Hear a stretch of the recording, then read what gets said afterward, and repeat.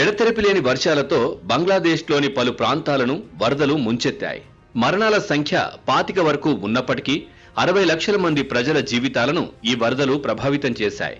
రోడ్లు ధ్వంసమై రవాణా వ్యవస్థ స్తంభించడంతో ఆహార సరఫరాలకు ఇబ్బంది ఏర్పడింది.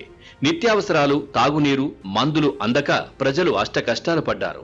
వరద బీభత్సం తీవ్రంగా ఉన్న స్థితిలో మధ్యంతర ప్రభుత్వాధినేత మహ్మద్ యూనిస్ దేశ ప్రజలను ఉద్దేశించి ప్రసంగిస్తూ వరద బాధితులను ఆదుకోవడానికి అన్ని చర్యలు తీసుకుంటామని, భవిష్యత్తులో ఇలాంటి ఆకస్మిక వరదలు ముంచెత్తకుండా పొరుగు దేశాలతో చర్చలు జరుపుతామని ప్రకటించారు. భారతదేశానికి చెందిన త్రిపుర రాష్ట్రంలోని దుంబూర్ డ్యాం గేట్లను ఆకస్మికంగా తెరవడం వల్లనే బంగ్లాదేశ్లోని లోతట్టు ప్రాంతాల్లోకి వరద పోటెత్తిందనే ప్రచారం విస్తృతంగా సాగిన నేపథ్యంలో ఆయన నోటు నుంచి అటువంటి ఆరోపణేమీ నేరుగా రాకున్నా ఈ పరోక్ష ప్రస్తావనకు ప్రాధాన్యం ఏర్పడింది.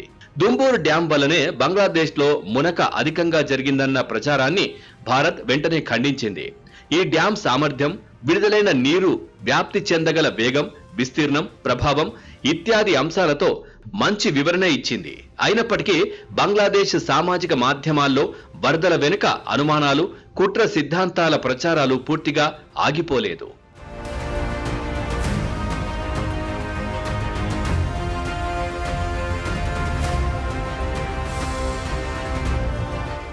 గత వారం త్రిపురను భారీ వర్షాలు ముంచెత్తాయి. 5 రోజుల పాటు సాధారణం కంటే 3 రెట్లు అధికంగా కుంభవృష్టి కురవడంతో రాష్ట్రాన్ని వరదలు ముంచెత్తాయి. 25 మంది మరణించారు. 20 లక్షల మంది ప్రభావితులైనారు. 1.5 లక్షల మంది నిరాశ్రయులైనారు. త్రిపురకు పశ్చిమాన పొరుగున ఉన్న బంగ్లాదేశ్లోని జిల్లాల్లో కూడా ఇదే రకమైన కష్టం తలెత్తింది. అక్కడ కూడా వరదలు వచ్చాయి, చెరువులు తెగిపడ్డాయి. అయితే మారిన రాజకీయ వాతావరణం వల్ల కాబోలు అక్కడి సామాజిక మాధ్యమాల్లో భారత్ మీద ఆరోపణలు ఊపందుకున్నాయి. డ్యాం గేట్లు తెరిచేసి గుమ్టీ నది ద్వారా భారతదేశం కక్షపూరితంగా బంగ్లాదేశ్లో కృత్రిమ వరదలను సృష్టించిందన్నది ఆ ప్రచారం సారాంశం. విశ్వాసం తగ్గుముఖం పట్టినప్పుడు ఇటువంటి విష ప్రచారాలకు హద్దు ఉండదు.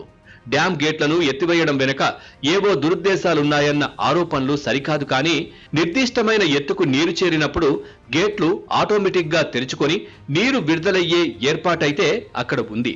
అయితే డ్యాంలో నీరు ప్రమాదకరమైన ఎత్తుకు చేరిందని, ఏ క్షణమైనా అది ఆటోమేటిక్ గా ఖాళీ కావచ్చునన్న హెచ్చరిక మన నుంచి బంగ్లాదేశ్ కు చేరలేదని అంటారు.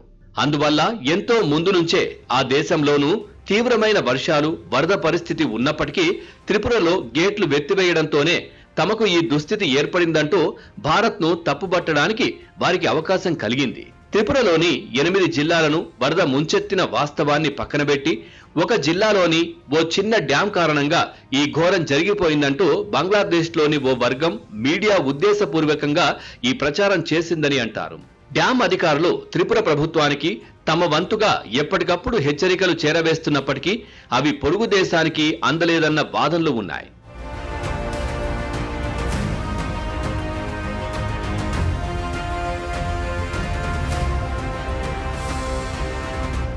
చెప్పా పెట్టకుండా గేట్లు తెరిచేసి విపత్తును ఎదుర్కొనేందుకు ఏమాత్రం సమయం ఇవ్వకుండా భారతదేశం మమ్మల్ని ప్రమాదంలో పడేసిందన్న రీతిలో బంగ్లాదేశ్ మధ్యంతర ప్రభుత్వ సలహాదారు ఇటీవల వ్యాఖ్యానించారు. అక్కడి కోటా వ్యతిరేక ఉద్యమానికి నాయకత్వం వహించిన ఈ ఢాకా యూనివర్సిటీ విద్యార్థి నాయకుడు భారతదేశం సహాయ నిరాకరణ చేస్తోందని కూడా ఆరోపిస్తున్నారు.